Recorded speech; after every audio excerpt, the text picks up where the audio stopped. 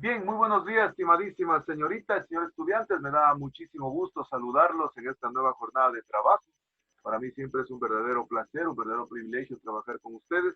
Esperamos realmente que las actividades que están previstas para el día de hoy las podamos cumplir de la mejor manera, ¿no?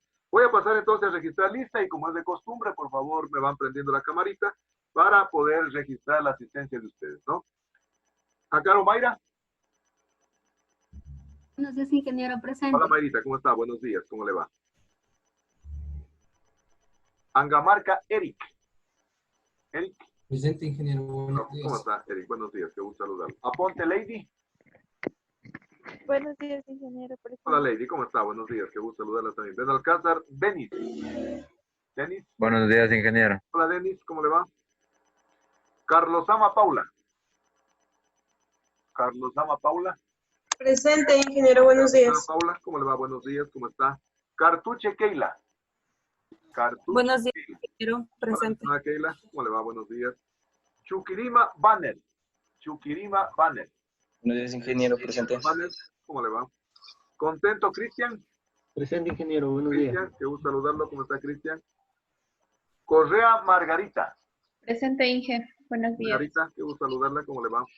Cuenca José. Presente, ingeniero. Buenos ¿Cómo días. está, José? Buenos días. ¿Cómo le va? Díaz Mayra.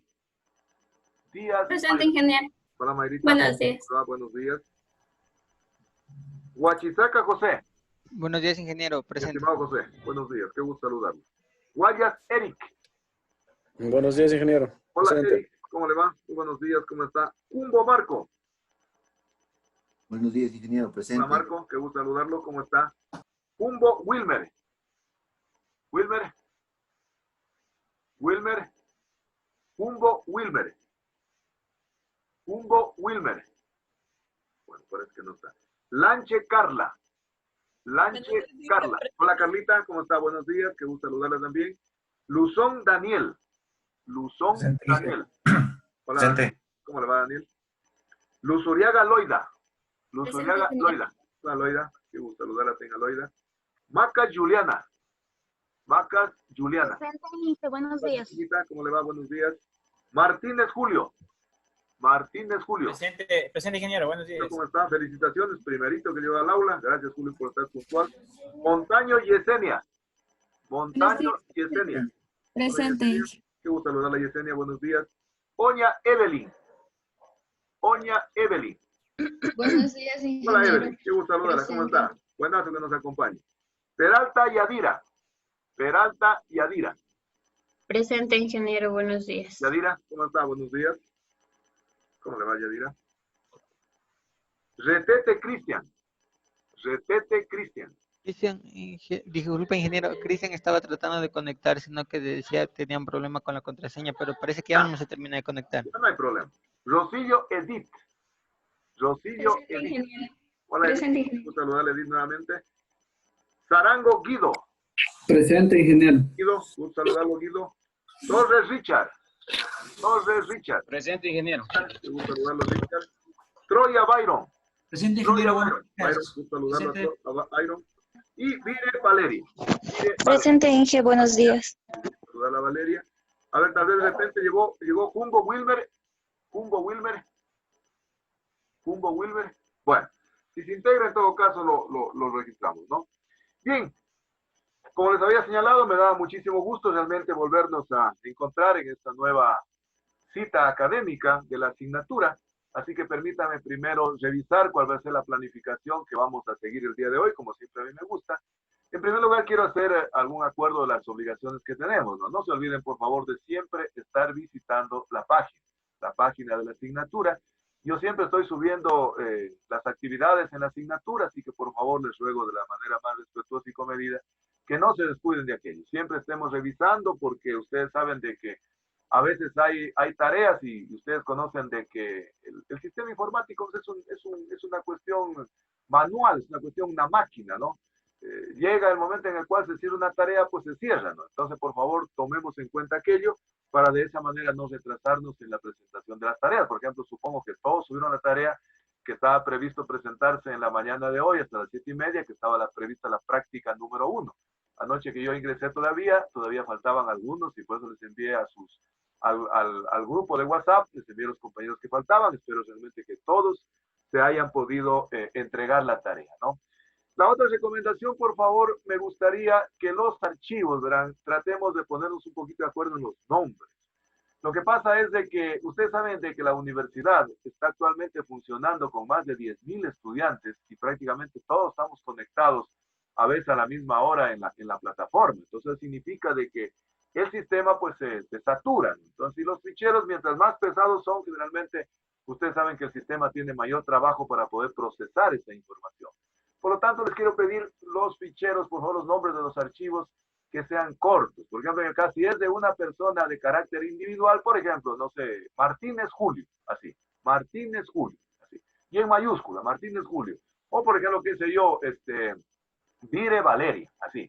Pero no me pongan nombres muy largos porque tuve un problema esta semana con algunos que ponen nombres muy largos y entonces incluso el mismo lector del computador no los lee. Ya dice, esa ruta es muy larga, no se puede leer. Entonces, por favor, les pido aquello.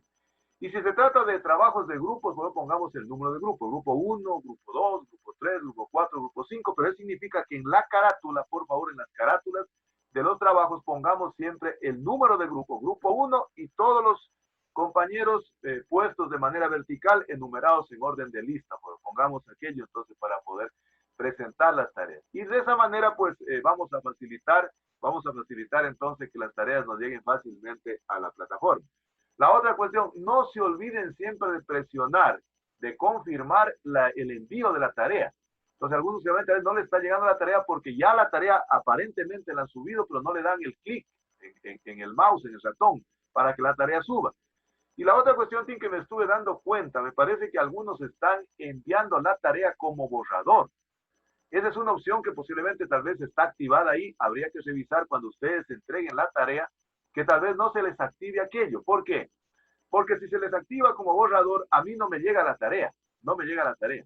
Entonces significa, ¿qué quiere decir borrador? Ustedes no saben qué es borrador. Borrador quiere decir que el interesado todavía sigue procesando la información y por lo tanto no llega la información. Entonces el sistema interpreta que en este caso el aspirante está todavía procesando la información y que la va a enviar después. Entonces revisarán aquello para poder realmente presentar la tarea, ¿no?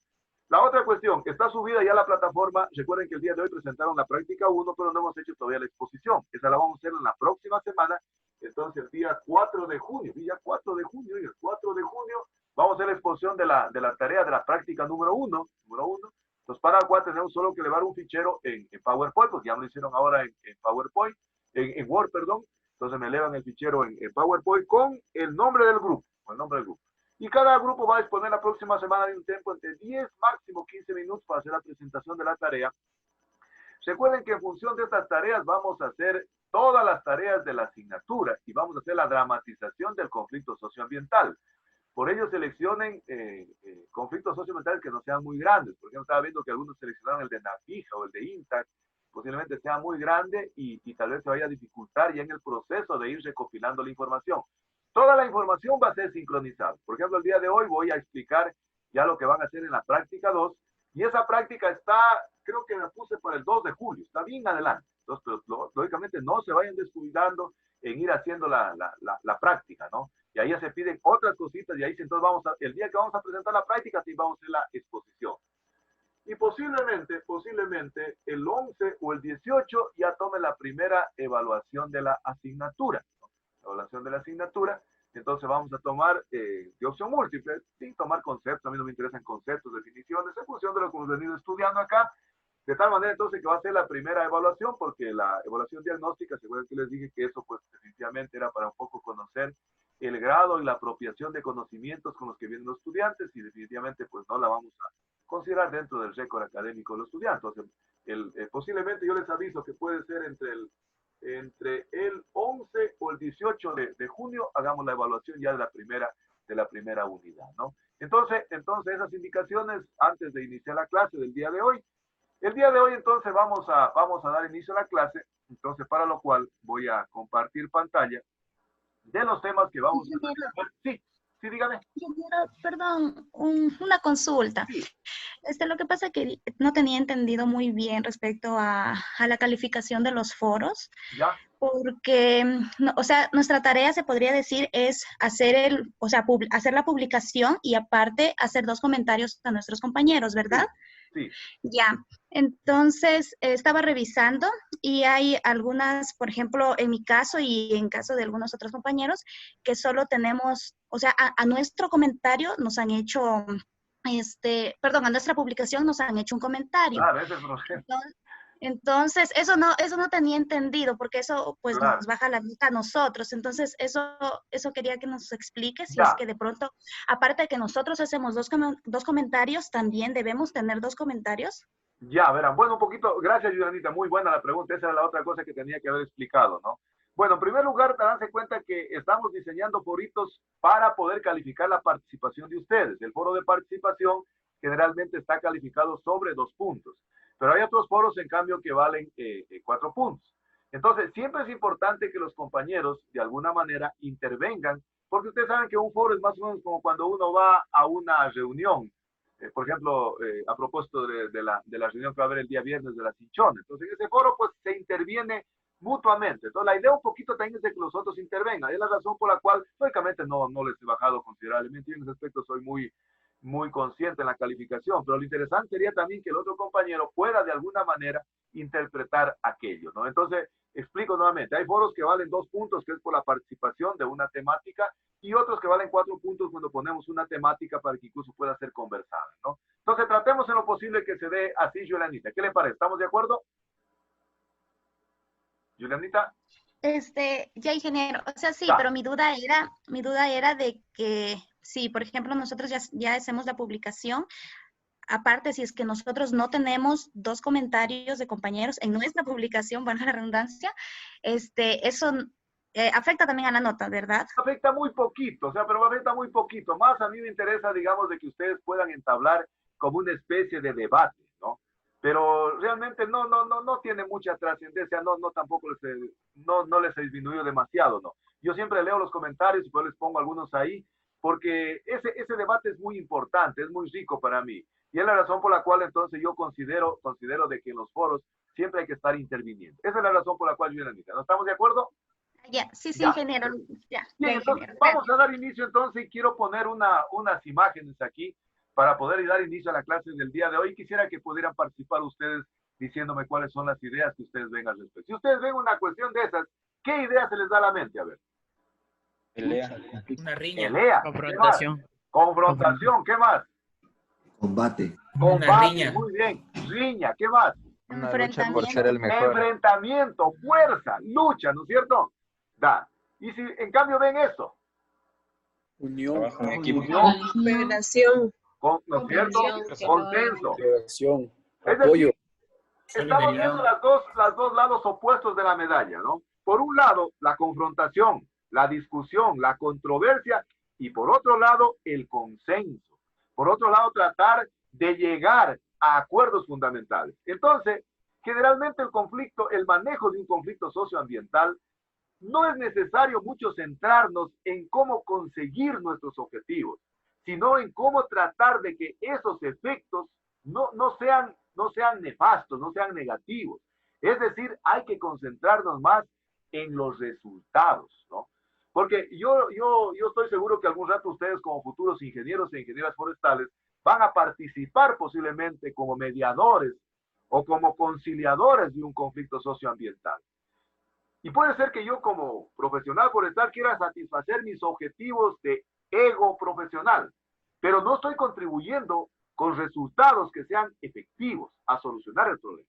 Entonces, es de fundamental importancia, entonces, en el manejo de un conflicto socioambiental, no centrarnos en conseguir nuestros objetivos, sino en que esos efectos no sean negativos. Es decir, más tenemos que concentrarnos en los efectos o en los resultados. Entonces, el día de hoy voy a hablar sobre eso para un poquito ir avanzando en el desarrollo de la asignatura. Y entonces vamos a ver lo que tiene que ver, entonces, con las características y los tipos de conflictos socioambientales. Si ustedes se dan cuenta, yo estoy dando los insumos desde el punto de vista de fundamentos básicos para ir estructurando tanto las prácticas como va a constituir el trabajo final de la dramatización del conflicto socioambiental, en donde vamos a ir dando el tiempo prudencial para que ustedes puedan ir trabajando. Entonces, el día de hoy voy a hablar de las características y los tipos de conflictos socioambientales.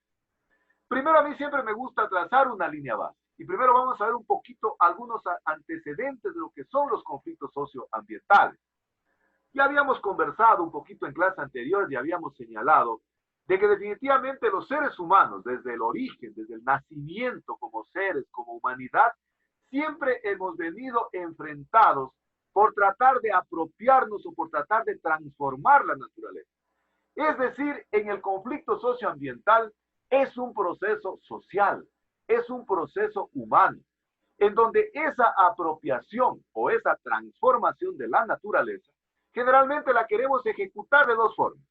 Una podría ser a través del choque de intereses, es decir, a través de enfrentamientos que pueden ser de carácter ecológico, en donde están inmersos tanto los que producen ese problema como los que reciben las consecuencias de ese problema. Ustedes saben que realmente cuando se presenta un conflicto socioambiental existe un choque de intereses. Unos que están por querer dominar la naturaleza y otros que reciben las consecuencias de aquello.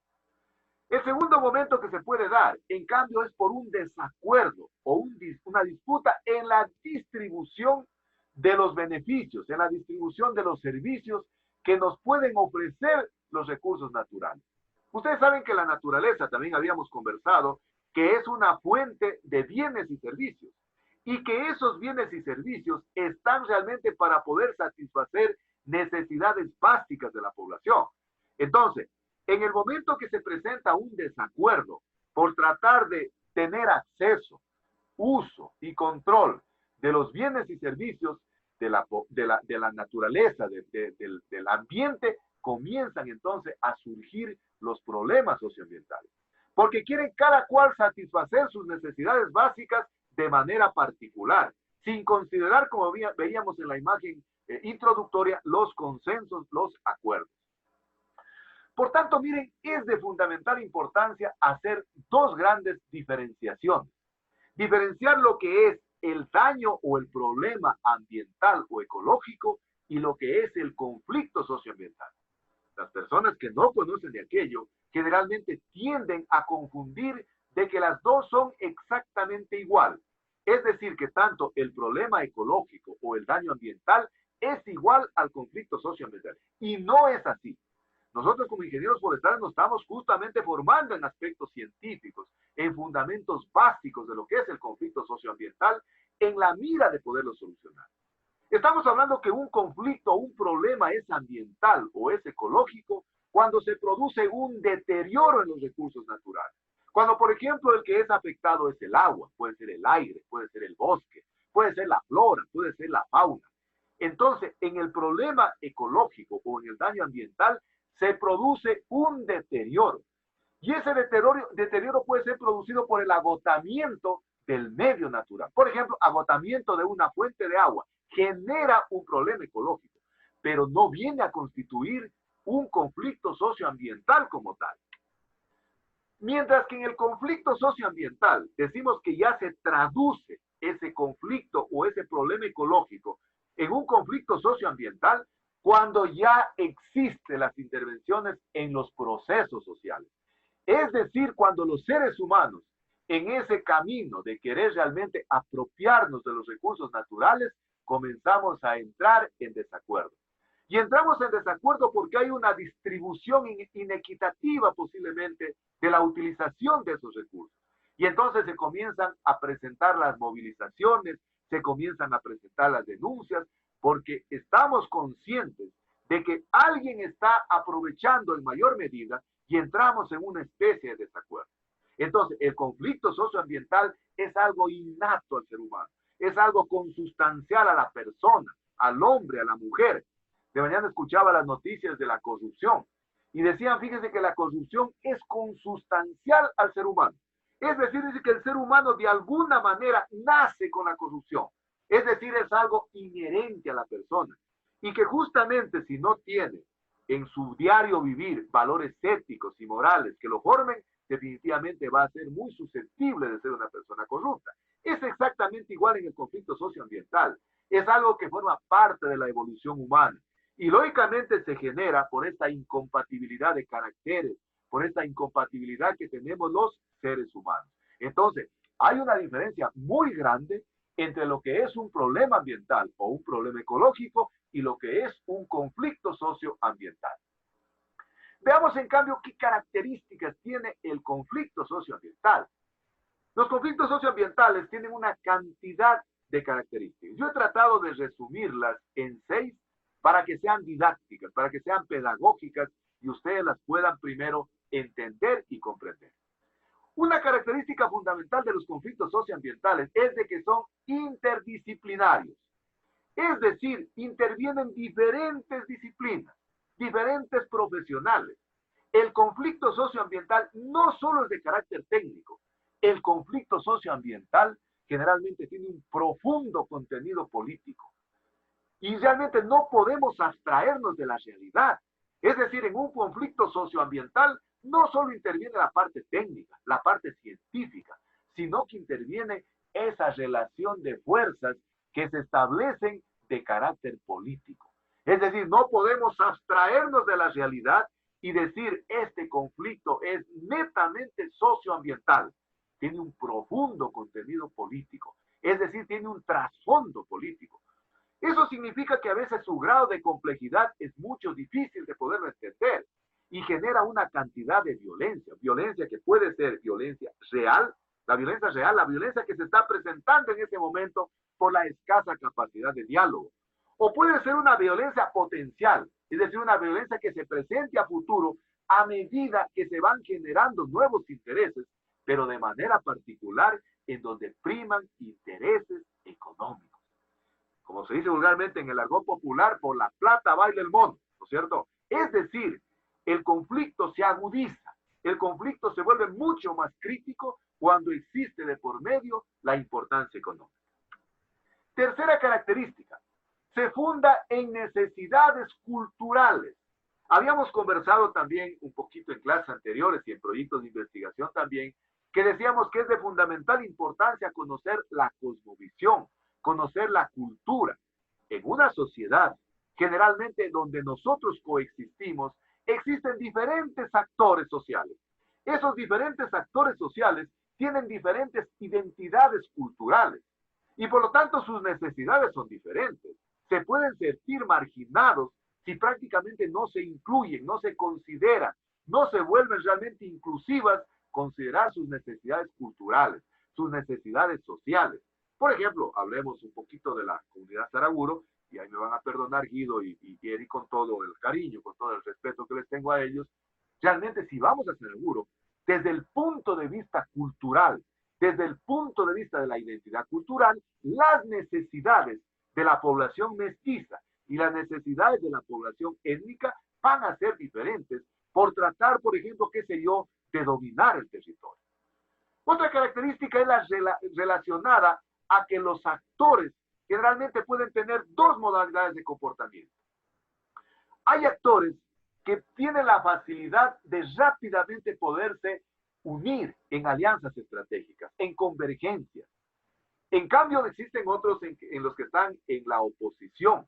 Lógicamente, en ese tipo de relaciones humanas, interpersonales que se dan, los que están asociados, los que están unidos, versus los que no están asociados, generalmente se presentan problemas, se presentan roces, ¿no? De mañana escuchaba las noticias, fíjense a qué nivel llega la corrupción. De mañana escuchaba las noticias que decía una señora intervenía para decir, miren que las raciones alimenticias, hombre, que están entregando a las comunidades, los gobiernos seccionales autónomos, a los presidentes de los barrios, dice que se las están haciendo quedar. Miren. ¿Por qué? Porque en ese tipo de relaciones, en la comunidad existen dos tipos, se puede decir, de actores sociales. Los actores sociales que logran estar de alguna manera organizados a través de diferentes tipos de alianzas estratégicas. Presidentes de las comunas, no sé, alguna organización barrial, etcétera, etcétera. Mientras otros, en cambio, que no están asociados. Eso genera, de alguna manera, condiciones extremas en las relaciones humanas. Y ahí radica la importancia de ser tolerantes. La importancia realmente de estar en la capacidad de poder tomar decisiones. Yo diría que la capacidad de tolerancia es un don que tenemos los seres humanos. Te das cuenta que hay gente que es muy tolerante. Hay otra gente que es, como se dice vulgarmente, de pocas pulgas, ¿no? Es decir, no toleran, y en ese tipo de comportamientos generalmente pueden presentar o aflorarse con mayor facilidad este tipo de conflictos socioambientales. ¿Qué otra característica tiene? Generalmente en casi todos los conflictos socioambientales están enfrentados dos grandes componentes de la sociedad, que son el Estado en su conjunto y la sociedad civil. El Estado realmente es representado posiblemente por el gobierno, en donde de acuerdo a la política que ejerza, está tratando de defender su identidad, está tratando de defender su ideología. Y si hablamos, por ejemplo, de los estados un poco capitalistas, desde el punto de vista de la globalización, desde el punto de vista del neoliberalismo, la globalización privilegia lamentablemente la cuestión económica. Y por ende, el Estado está defendiendo esa globalización económica. Globalización económica que se centra en ese modelo extractivista, en ese modelo realmente de apropiación de la naturaleza. En cambio, la sociedad civil tiene otra posición. Está enfrentada con el Estado porque básicamente la sociedad civil lo que busca es tratar de buscar, de luchar, de tratar de disminuir la pobreza, de tratar de contribuir a la satisfacción de las necesidades básicas insatisfechas o necesidades estratégicas insatisfechas. Entonces, en ese roce de tener posiciones contrapunteadas, tanto el Estado, que defiende su globalización neoliberal, socioeconómica, etcétera, etcétera, versus la sociedad civil, que en cambio lo que busca por todos los medios es tratar de contribuir a la disminución de las brechas desde el punto de vista de la equidad. Y la sexta característica generalmente es de que casi todos los conflictos socioambientales tienen un trasfondo. Hay un choque central, hay un problema central. Y ahí viene la habilidad, en este caso del ingeniero, de la ingeniera forestal, para saber identificar cuál es el verdadero problema central de ese conflicto socioambiental.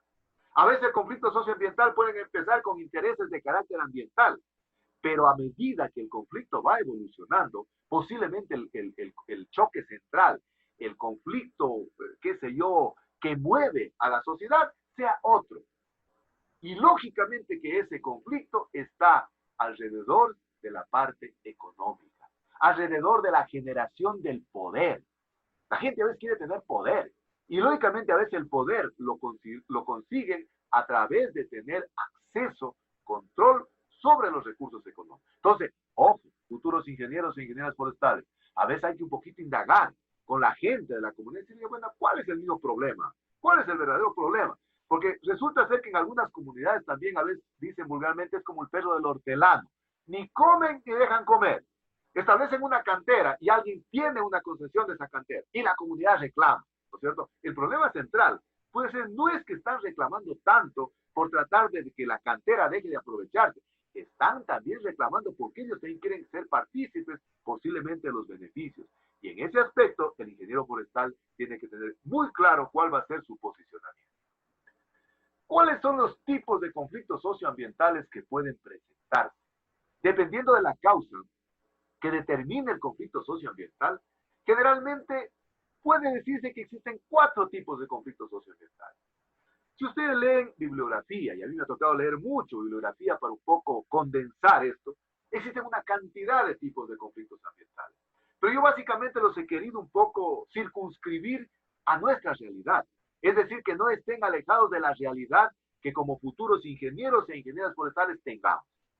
El primer tipo de conflicto socioambiental es el conflicto ambiental que se presenta por los problemas de información, por los problemas de generación de datos. Esa es la mayor cantidad de problemas socioambientales que se presentan a veces en la comunidad. ¿Por qué? Porque a veces la comunidad está mal informada o porque a veces no existe de la otra parte la suficiente fluidez de la información. Entonces la gente comienza a hacer sus propias conclusiones, comienza a tener sus propios posicionamientos, comienza a tener sus propias conclusiones, sus propias propuestas. La población está mal informada. Por ejemplo, qué sé yo, vamos a suponer que quiere suministrarse un servicio a la comunidad. Y realmente se comienzan a enfrascar en un problema porque, no sé, hablemos de la empresa, la compañía o el Estado, no ha socializado de manera correcta cuáles han sido los términos de referencia en los que va a intervenir en la comunidad. Y entonces no existe el suficiente suministro de información adecuada y confiable de las dos partes. Posiblemente la comunidad también tiene sus intereses. Los agentes externos también tienen sus intereses. Y a veces realmente no existen unos adecuados canales de comunicación y puede ser presentarse un tipo de conflicto socioambiental por escasa información o por escasos datos. Incluso la información puede ser manipulada y puede ser manipulada en función de los intereses particulares de las partes que están en el conflicto, de las partes que están en disputa. Por ejemplo, que si la comunidad tiene su posicionamiento, el organismo externo tiene su posicionamiento, y entonces cada cual comienza a generar y comienza a tergiversar la información. Comienza a llevar la información de acuerdo a sus requerimientos. Por ejemplo, no sé, existe desacuerdo en lo que tiene que ver, por ejemplo, con los términos de referencia. No hay difusión de esos términos de referencia en la construcción de una vía, en la construcción de un acueducto, en la construcción, no sé, de un canal de riego. Y por lo tanto, la gente ya comienza a hacer conclusiones. Dice, muy bien, esta empresa viene acá y nos va a producir un desabastecimiento del agua potable. Sin embargo, todavía no ha habido una difusión de la información. Entonces, este tipo de conflictos socioambientales que están ceñidos o que están directamente a los datos o a escasa información es porque se puede tergiversar la información o porque la información no es lo suficientemente fidedigna y pertinente para que tanto las partes encontradas puedan encontrar una solución. Yo siempre digo, por ejemplo, de que estos consultores ambientales, a veces que hacen la socialización en las comunidades, también como que tienen un trasfondo, como que no presentan toda la información. Y la comunidad también tiene sus intereses. Yo me acuerdo que el ciclo anterior creo que les conté en la asignatura de legislación ambiental, que en alguna oportunidad en Malacatos, me acuerdo hace unos 3, 4 años, a mi mamá le habían dejado un papelito por debajo del portoncito de su casa, indicándole que se iba a ver la socialización de un estudio de impacto ambiental para la generación de un programa habitacional. Entonces, mi mamá estaba asustada, yo no se preocupe, tranquila. Y digo, me acuerdo para ver si me puedo ir. Yo les conté a ustedes y me fui. Y realmente el consultor informaba solo que a la consultora o a la que él estaba trabajando le interesaba. Cuando yo algún rato ya él dijo, señor, ¿están de acuerdo? Nadie decía nada. Yo viendo que no decía nadie, hablé y le dije, a ver, por favor, tenga la bondad de informar de dónde va a tomar el agua para la urbanización, porque era en la parte alta de Malacate y ya se tiene problemas ahí del agua. Y entonces el señor comenzó a querer dar vuelta al asunto, es decir, estaba prácticamente camuflando la información, estaba encubriendo la información, y eso puede generar un conflicto socioambiental. Fíjense que a la larga esa urbanización no la lograron hacer porque no lograron demostrar fidedignamente con datos de que contaban esa información para el abastecimiento del agua potable. Segundo tipo de conflicto, conflicto por divergencia de interés. Yo digo que los seres humanos en la vida cotidiana, donde coexistimos en la sociedad, siempre nos movemos en función de nuestros intereses. Yo digo, si a mí me afectan al bolsillo, pues nos movilizamos. Si no me afectan a mí, no me movilizo. Es decir, a veces nosotros siempre nos movilizamos cuando somos afectados en nuestros intereses. Y eso genera entonces que exista una divergencia, que exista o que surja un problema. Entonces nosotros reaccionamos ante un estímulo.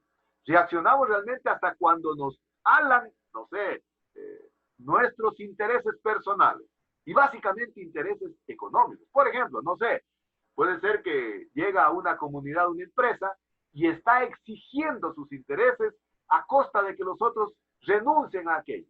Es decir, está tratando de imponer sus condiciones.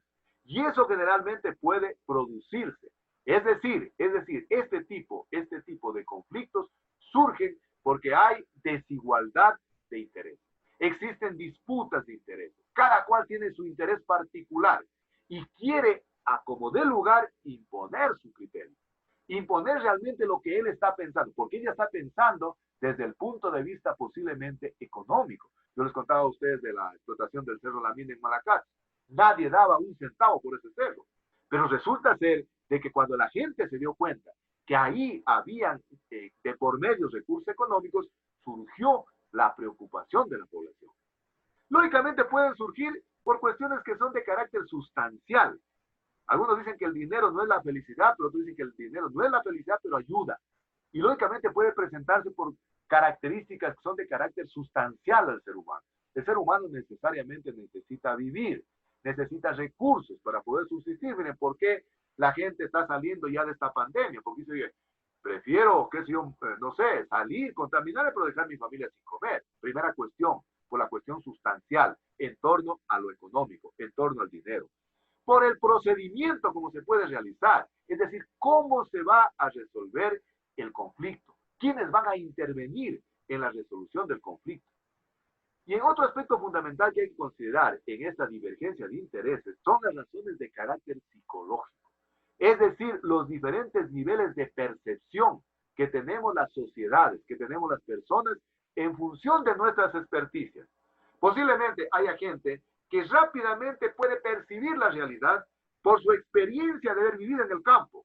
En cambio, a otro le cueste más trabajo. Entonces, este tipo, tanto de conflictos, pueden presentarse. Entonces, porque la gente desconoce esa percepción de la realidad, desconoce el entorno que les rodea. Eso significa entonces de que si existen divergencias de por medio, lógicamente la solución va a ser bien difícil de tomar, porque las posiciones están totalmente polarizadas. Es decir, existen intereses particulares, intereses de grupo. Entonces, la solución que debe tomar el mediador debe tratar de que esa solución, en lo posible, satisfaga esas posiciones encontradas. Por eso dice que este tipo de conflicto es un conflicto que se llama in situ, es decir, aquel que se presenta en el mismo lugar. Y lógicamente en donde están interviniendo los actores, como decimos, por cuestiones económicas, por cuestiones de la salud, por cuestiones de la calidad de vida, es decir, cada cual defiende su posición. En definitiva, este tipo de conflictos son producidos o son provocados por la presencia de actividades productivas. Ese tipo de actividades productivas que pueden afectar el ambiente. ¿Recuerdan ustedes que decíamos que cuando se habla del ambiente hay dos visiones? La una visión, la que ve el ambiente solo como algo, recurso tangible, económico, ve dólares, ve dinero. Y el otro, en cambio, el que ve al ambiente como un espacio vital, como un espacio de vida, donde debemos coexistir todos. Entonces, generalmente hay que tomar en cuenta cuáles son los intereses que tienen los grupos encontrados. Por ejemplo, vamos a suponer aquí un caso. A mí siempre me gusta ponerles en ejemplos para que ustedes puedan entender fácilmente aquello. Este tipo de conflictos por divergencia se presenta básicamente, por ejemplo, vamos a suponer que en una comunidad X existe un parque, no sé, un parque dentro de la categoría del SNAP o dentro de los bosques protectores, y ese parque definitivamente beneficia a todos los pobladores que viven en una zona de amortiguamiento. Ese parque es de carácter público, es decir, todos tienen acceso al parque, pero ¿qué pasa? ¿No? ¿Qué pasa? Que de repente el Estado o el organismo que esté encargado de su administración declara que ese parque ya no va a tener carácter público y que por lo tanto tal vez se lo va a concesionar a un actor o a una empresa privada. Entonces surge ese conflicto de intereses. Por un lado, la comunidad, la zona de amortiguamiento de esa área protegida que defiende estrictamente que el parque siga teniendo el carácter público. ¿Por qué? Porque posiblemente si se vuelve de carácter privado, le va a limitar en el disfrute de sus actividades. En cambio, el Estado, que privilegia la cuestión de volverlo privado, de tratar de concesionarlo, de tratar de entregarlo a una empresa privada. Mire, por ejemplo, en estos días que se ha escuchado de que están tratando de concesionar algunas empresas estatales, ¿no? Han escuchado, no sé, dicen CNT, por ejemplo. Dicen, están tratando el Estado de quererla, qué sé yo, entregar para que sea manejada por un actor privado, por una empresa privada. ¿Qué dice en cambio la otra posición encontrada? De que no, tiene que seguirse manejando como un bien de carácter público. Entonces, este es un ejemplo que se puede presentar en este tipo de conflictos donde existen una incompatibilidad de caracteres. Cada cual tiene sus intereses particulares. A mí siempre me gusta ir poniendo ejemplos para que ustedes vayan entendiendo y puedan incluso hacer la práctica, así como el trabajo que tenemos para la finalización en la dramatización. Tercer tipo de conflictos. Conflictos que son de carácter, en cambio, institucional, de carácter estructural. Decíamos antes de que en un conflicto se produce por la relación. Y relación, cuando hablamos de relación, siempre deben existir por lo menos dos actores en juego. Que pueden ser, por ejemplo, las instituciones que pueden ser públicas, que pueden ser privadas o que pueden ser desde el Estado y los individuos.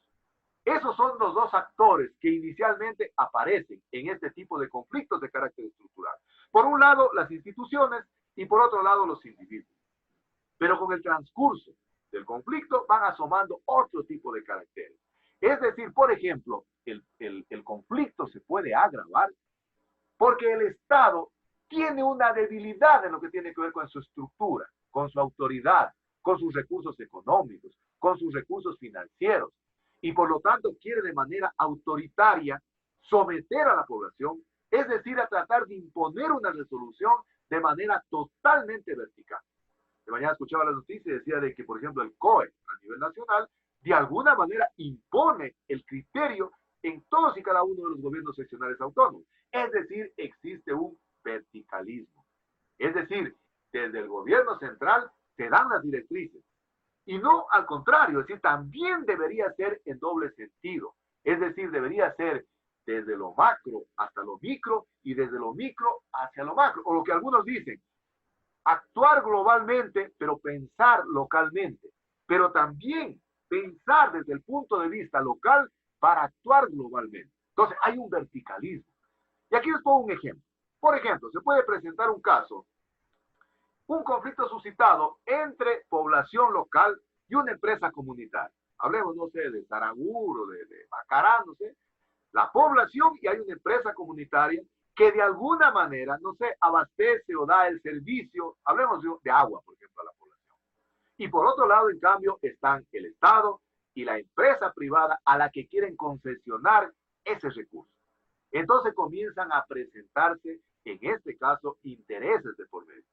Posiciones encontradas, porque bueno, la comunidad y la empresa comunal dirán, no, señores, saben que nosotros estamos administrando el servicio de agua de manera comunitaria, siguiendo los conceptos del desarrollo sustentable. En cambio, el Estado dirá, no, señor, yo quiero mayor eficiencia, quiero mayor optimización del recurso. Y por lo tanto, hemos cedido los derechos públicos que eran a una empresa privada, a un agente privado. Y en ese momento, entonces, surge la controversia. Ese que se presentó originalmente como un problema ambiental o un problema ecológico, en el momento que comienzan a interactuar las fuerzas de carácter social, se convierte en un problema socioambiental. Entonces, este tipo de conflictos de carácter estructural se presentan entonces cuando existen posiciones encontradas entre el Estado y las personas o las comunidades.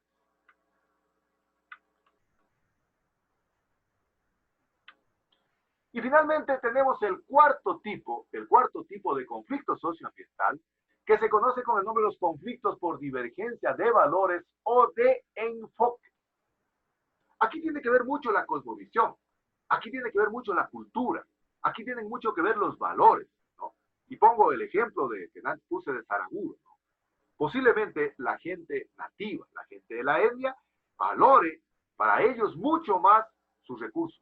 Posiblemente nosotros, como una cultura mestiza, posiblemente veamos con otro lente, desde otra óptica. Posiblemente lo que para ellos es bueno, para nosotros puede ser malo. O lo que para ellos puede ser malo, para nosotros puede ser bueno. O lo que para nosotros puede ser justo, para ellos puede ser injusto. O lo que para nosotros es legal, para ellos puede ser, que sea justo. Es decir, entra en juego los valores ancestrales, los valores culturales. Sin embargo, a veces a este tipo de valores, cuando se presente el conflicto socioambiental, no se considera, no se toma en cuenta. Es decir, se le da una importancia ínfima, una importancia significativamente irrelevante a los valores. Y es de fundamental importancia considerar los valores culturales. ¿Qué es lo que piensa la comunidad?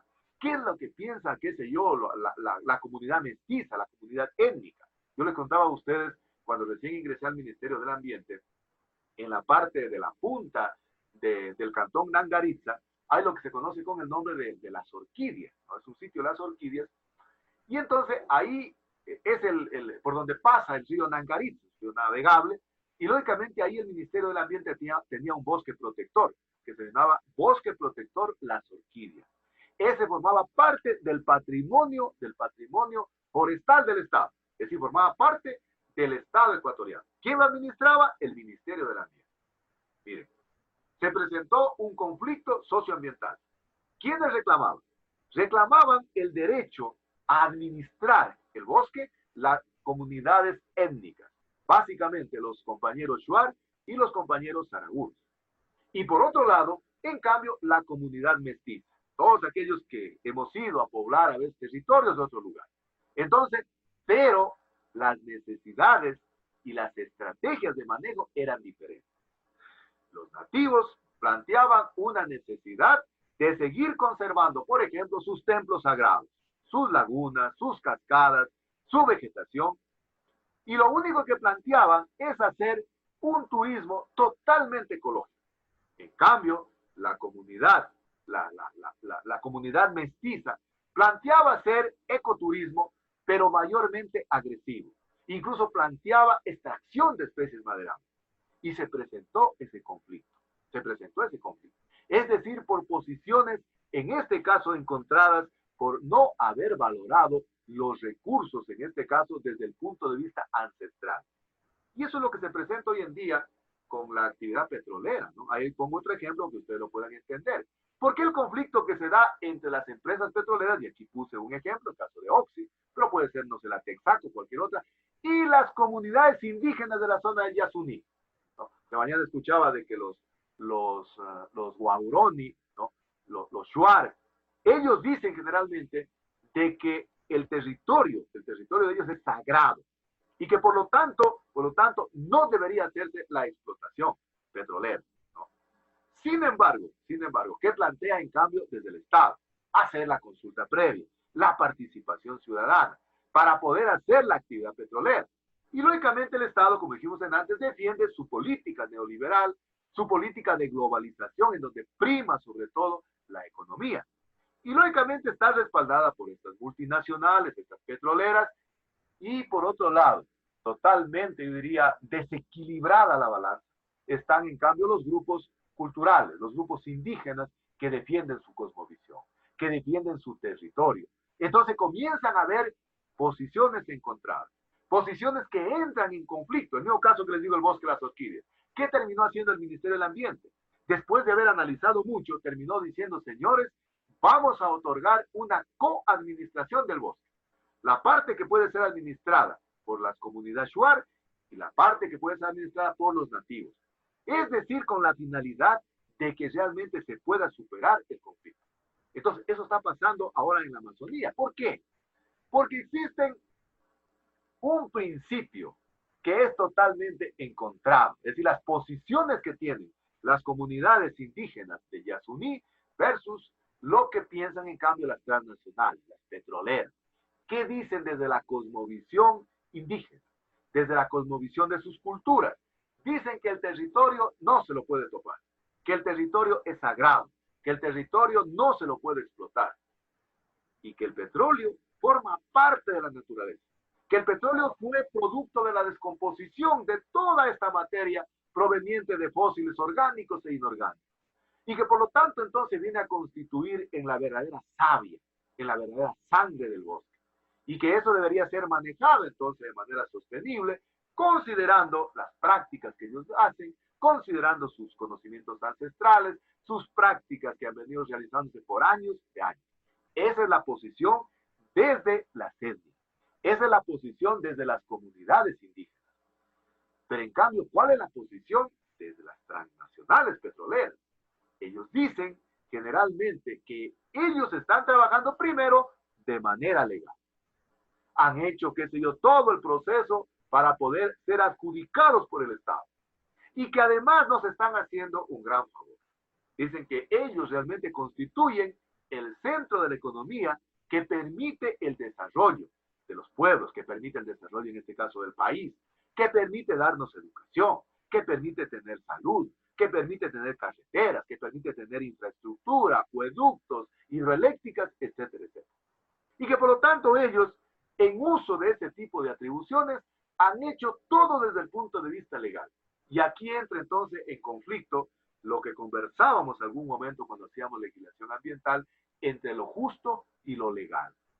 Posiblemente ellos estén en lo legal, es decir, han hecho la respectiva, solicitud al Estado, el Estado les ha hecho la concesión, ellos han seguido todo el proceso legal, han hecho la socialización de los estudios de impacto ambiental, han pagado realmente por la concesión de esos territorios, ¿no? Es decir, desde el punto de vista legal, posiblemente todo está apegado a la legislación ambiental ecuatoriana. Pero en cambio, desde el punto justo, desde el punto de vista de la justicia, los pobladores que viven ahí, que cuidan esos territorios, que son los ojos in situ del Estado. Yo me acuerdo que en las orquídeas nos dijo una vez un compañero Schwartz, nos dijo: ingeniero, el Ministerio del Ambiente no hace nada, solo jode. ¿Quiénes son los que cuidamos el bosque? ¿La ministra que está en Quito o usted que está en Loja? Nosotros cuidamos los bosques. Entonces, miren, ese tipo de posiciones encontradas, eso hace definitivamente de que en la Amazonía ecuatoriana, donde conocemos, este tipo de conflictos a veces sean irreconciliables.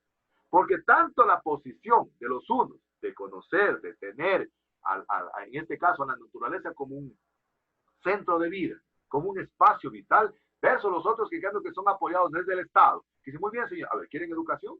¿Quieren universidades gratuitas? ¿Quieren salud gratuita? ¿Quieren carretera? Pues entonces que venga el dinero del petróleo. Yo siempre digo que debe haber un punto de equilibrio. Es decir, no podemos irnos a los extremos, o muy conservacionistas o muy extractivistas. Debe haber un punto de equilibrio. Conclusión. Entonces, en los conflictos socioambientales, generalmente las características de estos 4 tipos de conflictos que hemos visto, ¿no? Tanto el de falta de información, el de divergencia de intereses, el de problemas estructurales y el de divergencia de valores, se mezclan, se interactúan en un conflicto. Es decir, yo no puedo separar un conflicto. Y por eso decía que cuando preparaba clases tuve que leer mucho para poder, primero, sacar información que les permita a ustedes ilustrar pedagógicamente de acuerdo a nuestra realidad. Yo no puedo decir: a ver, este conflicto que es aquí es totalmente por divergencia de intereses. Puede ser que un conflicto que empezó por falta de información, por escasa información, vaya convirtiéndose en un conflicto de divergencia de intereses, de diferencias culturales, de diferencias estructurales. Es decir, no podemos catalogar, no podemos cuadrar a un conflicto socioambiental en una sola característica, en un solo tipo de conflicto. En él están confluyendo diferentes tipos de conflictos en función de los intereses de los actores que están enfrentados. ¿Qué etapas son las que atraviesa el conflicto socioambiental para comenzarse a agudizar? Es decir, a medida que el conflicto socioambiental se estructura, aparece en una comunidad, va pasando por diferentes etapas, por diferentes momentos. Yo diría, por ejemplo, empieza hasta cierto punto media armonizada la cosa, y luego va entrando a una cuestión un poco más problemática, que incluso se puede ir agudizando. Pero ¿por qué se agudiza el problema? De empezar de alguna manera armónica a irse volviendo mucho más problemático y conflictivo, porque se está perdiendo la capacidad del diálogo. Se ha perdido el diálogo directo. Es decir, incluso la gente, las partes en controversia, y señores, saben que ahora no queremos dialogar. Se acordarán ustedes en esta cuestión que hubo en el mes de octubre del año anterior, el Estado primero quería conversar y después las comunidades ya no querían conversar. Es decir, en el momento que se rompe el diálogo, definitivamente el conflicto socioambiental se vuelve mucho más complejo, se vuelve mucho más conflictivo. Entonces, el conflicto básicamente pasa por 6 etapas. Y aquí también, de alguna manera, estoy tratando didácticamente para poderles explicar cuáles son esas etapas por las que va pasando el conflicto socioambiental. Información que he tratado de un poco ajustarla a nuestras condiciones, a nuestra realidad, para que ustedes como futuros ingenieros e ingenieras forestales lo puedan aplicar. El conflicto empieza primero por una etapa, por un momento de cooperación. Lo que dije antes, es decir, empieza armónicamente. Tratan incluso de poder concertar intereses, de poder concertar estrategias, de tratar de ver cómo se soluciona el proceso. Es decir, prima en el conflicto la cooperación. Tratar de cogestionar, por ejemplo, los recursos. Es decir, la gente dice, muy bien, señores, el caso que les contaba el bosque de las orquídeas, ¿no? Va a haber una cogestión del bosque protector de las orquídeas. O sea, los dos, de forma unificada, van a ser los que hagan la cogestión. Y lógicamente, para eso se necesita diálogo directo, actitudes de solidaridad y de colaboración.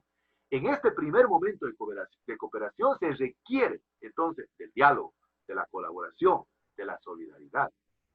Pero a medida que el conflicto se iba presentando en Guaycín, en las orquídeas, el conflicto iba cambiando de color. De verde iba pasando un poquito a amarillo. Y de amarillo iba pasando un poco a anaranjado. Y de anaranjado iba a rojo. Y en rojo incluso significó de que, me acuerdo yo ingresé al Ministerio del Ambiente en agosto del 2005.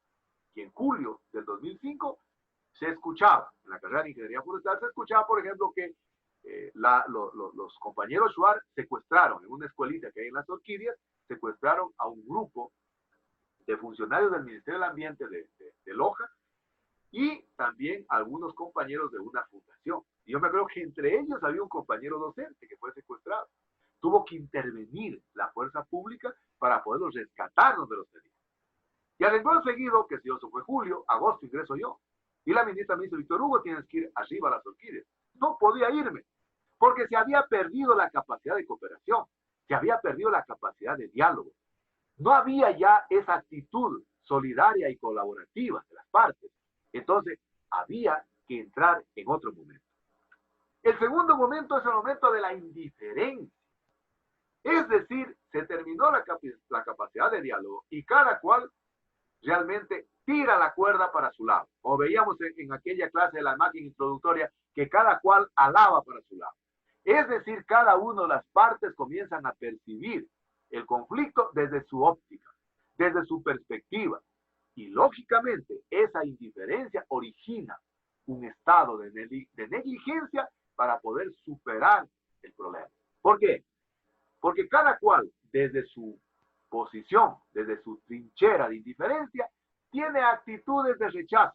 Es decir, en esta etapa prácticamente comienza a generarse la chispa, comienza a generarse el conflicto verdaderamente. Los actores entonces contrarios generalmente a veces son los que se sienten más vulnerables. Y entonces aquí comienza incluso a haber un proceso de victimización, ¿no? Porque, qué sé yo, si se está ejecutando un proyecto en la comunidad, se comienzan a victimizar. Dicen, nosotros el proyecto no nos beneficia en nada. Antes, por el contrario, nos perjudica.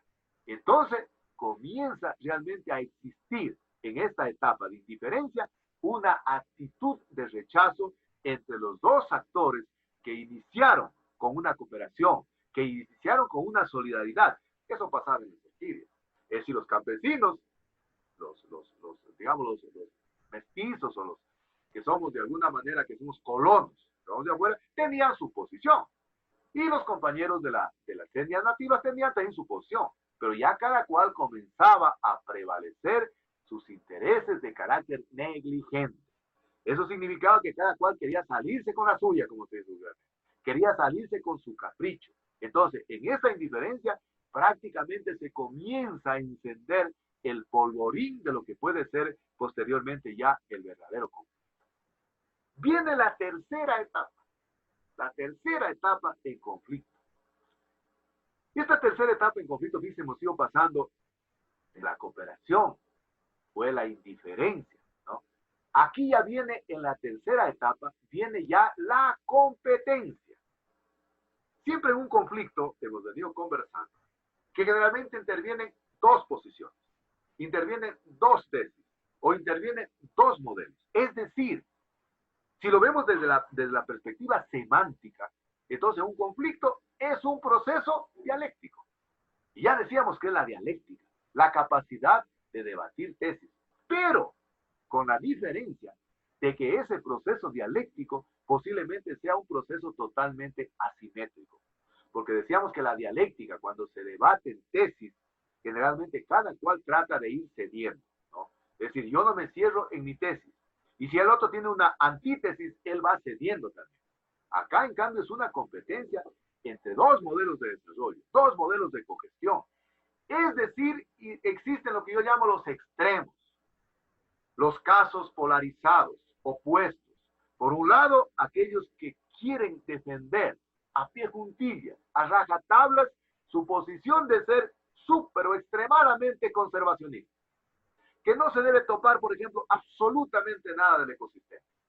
Por otro lado, en cambio, tal vez la otra parte que plantea un modelo de cogestión ambiental totalmente diferente, en donde para él prima el ambiente como recurso.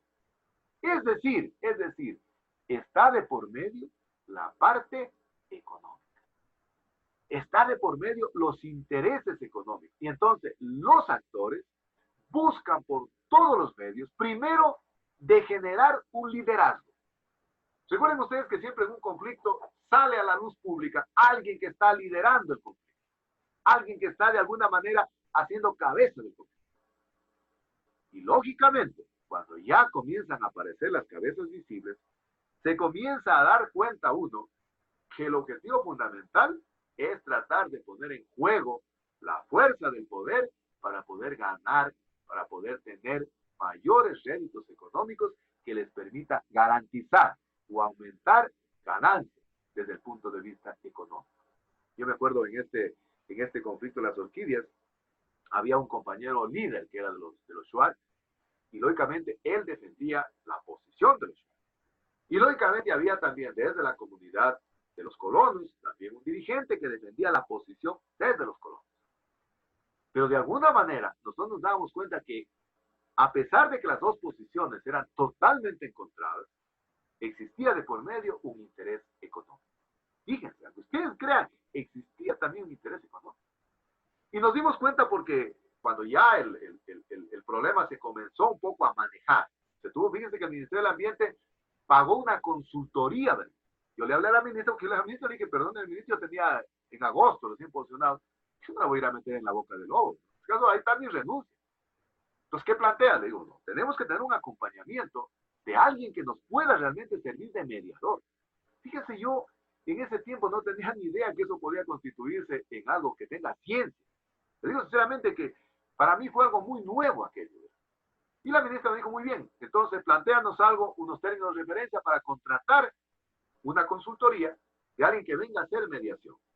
Y se llamó a una consultoría del Ministerio del Ambiente y contrataron, fíjense, a dos expertos argentinos, me acuerdo, contrataron, que habían sido expertos en solucionar problemas, básicamente en el límite entre Argentina y Paraguay, por ejemplo. Entre Argentina y Brasil habían tenido experiencias y los contrataron, ¿verdad? Se llevaron un buen billete, ¿verdad? Yo ahí me enteré que había realmente este tipo de profesionales que estaban relacionados con la cuestión de los conflictos socioambientales. Yo todavía me había quedado en el subconsciente aquello que les contaba a ustedes, de que cuando fui coordinador de la carrera de Ingeniería Forestal, en el año más o menos fue del 95 al 2000, y por primera vez presentábamos en el currículo de la carrera, de los módulos, en ese tiempo era tema modular, y presentamos la asignatura de resolución de conflictos, así se llamaba, no era tan largo como ahora el título de la asignatura. Y me acuerdo que cuando fui a defender la propuesta en el aula magna, pues todos me rompieron la propuesta. Y yo, ¿qué es eso de conflictos? ¿Conflictos qué? Para que los ingenieros forestales solucionen problemas en el mercado, me dijo un profesor. Y lógicamente teníamos en ese tiempo maestros que manejaban el asunto. Y yo les dije a los compañeros profesores, les digo, eran mis maestros, digo, usted tiene que defenderme allá, usted tiene que además defender la propuesta. Entonces uno de ellos levantó la mano y dijo, perdóneme compañero, pero me parece que usted está totalmente equivocado. Eso es el problema que ahorita se presenta en las comunidades. ¿Por qué? Por el conflicto de intereses en el acceso, en el control de los beneficios de los recursos naturales. Chuta, lo dejó así al hombre callado, ¿verdad? Y yo ahí me pude dar cuenta que en verdad existía. Que vino este señor y él se fue directamente a las orquídeas, él no lo secuestraron, él vino con un ayudante. Y se fue a trabajar allá y trabajó primero por separado, lógicamente, trabajó con los líderes de los Shuar y con los líderes de los colonos, ¿no? Y lógicamente fue tratando de limar asperezas, ¿no? Y lógicamente me acuerdo cuando alguna vez él vino acá a Loja, te digo, te acuerdo que llamaba Juan, el tipo, pero tú has regresado, no pasa nada, tranquilo, ya está bastante preparado el terreno, así que quiero que vayan ustedes. No, le digo, nosotros no vamos. no vamos nosotros. Nosotros podemos llegar hasta Zamora, perfecto. Vamos a hacer entonces en Zamora un primer encuentro. Fíjense todo en momentos. Pero vamos a hacer solo con los colonos. Van a ir ustedes del Ministerio del Ambiente Loja, van a ir los del Ministerio del Ambiente de Zamora y nos vamos a reunir allá y va a ir de por medio tiene el gobernador. Todo el tiempo estaba el doctor José Paqui, que era mi compañero de la etnia Saraguro. Y dice, van a ir ellos y van a estar de mediadores. Y vamos a escuchar el criterio primero de los colonos. Y luego de eso vamos a concitar otra reunión para tener en cambio con los compañeros Shuar, con los líderes. O sea, siempre hay una cabeza visible, chicos. Siempre tomarán en cuenta aquello, el liderazgo. Y ahí pudimos darnos cuenta, definitivamente, incluso me acuerdo que el Ministerio se gastó un buen billete en este tipo de conciliación, ¿verdad? Incluso me acuerdo que el Ministerio contrató un hotel ahí para hacer el seminario, incluso les contrató para que los líderes se quedaron 2 días alojados ahí y poder conversar. Y lógicamente, ¿qué hacía el facilitador? El facilitador iba y de alguna manera orientaba las acciones, las estrategias desde el ministerio y desde los colonos. Se terminó la reunión, ellos hicieron una socialización y ahí terminó. Digo, señores, nosotros tenemos que con esta propuesta irnos nuevamente arriba a las orquídeas a socializar en cambio con los compañeros Shuar. Bueno, ese proceso se fue dando de esa manera, en ese tipo de etapas, fíjense. Y luego ya venía los fuertes. Venía en que teníamos que, qué sé yo, en el lapso de 15 días, reunirnos nuevamente en Zamora, pero con los líderes de la comunidad Shuar. Y ahí vinieron todos los líderes. Les hablo con toda honestidad, cuando nosotros tuvimos que ir allá, yo sí hablé con el señor gobernador y le dije, mire, necesitamos que nos ayude con la fuerza pública, ¿no? En el hotel, por si acaso. Y lógicamente bajaron los líderes, creo que hubieron como 6, 7 líderes de los Shuar, y nos sentamos por primera vez, en este caso, el Estado, representado por el Ministerio del Ambiente, y la comunidad para comenzar a escuchar las propuestas del Ávila. ¿Cuál era la propuesta del ministerio? De que el bosque protector se siga manejando por parte del Ministerio del Ambiente. ¿Cuál era la propuesta que decían los compañeros Shuar? Que ellos querían tener la coadministración. Yo no podía decidir, porque eso forma parte del patrimonio del Estado, es de todos los ecuatorianos. Entonces yo les dije, saben, señores, denme un espacio de tregua para yo poder conversar con la ministra y ver la ministra qué nos dice. La ministra dijo, miren, señores, yo voy también a convocar a una reunión a la subsecretaría de Capital Natural, que en ese tiempo administraba las áreas protegidas, para ver qué hacemos. Entonces, se alzó la reunión, igual estos facilitadores fueron nuevamente a la comunidad y le socializaron, en cambio, a los colonos. Luego nos reunimos nuevamente nosotros para hacerles conocer a los facilitadores, a los negociadores, a los mediadores, cuál era la posición del ministerio. Entonces, la ministra dijo, vean, señor, lo que podemos hacer es darles para que puedan administrar el uso de los recursos. Pero no podemos darles el título de propiedad. Fíjense, una cosa es usar los recursos y otra cosa es de que yo tenga derecho a la tierra. Hay 2 cosas muy importantes a tomar en cuenta, chicos, forestales, ¿verdad? Yo puedo hacer, por ejemplo, que en la zona de amortiguamiento yo no pierda, por ejemplo, el derecho a la propiedad de un terreno. Por ejemplo, hablamos del Podocarpus. Yo me acuerdo que otra vez un sobrinito mío me pregunta, ¿y sabe que una amiga va a comprar un terreno en el Parque Nacional Podocar? ¿Puede hacerlo? Sí lo puede hacer, pero no tiene el mismo derecho de uso del suelo. Y luego entonces ya cuando se dio aquello, nos reunimos las 3 partes, fíjense, las 3 partes. Y lógicamente yo me di cuenta que estos facilitadores tenían una experiencia enorme. Fíjense, escuchaban que estábamos conversando nosotros, primero por separado, nos hicieron sentar. El Estado a través del Ministerio del Ambiente, por otro lado los compañeros Shuar, por otro lado los colonos, en el mismo hotel ya.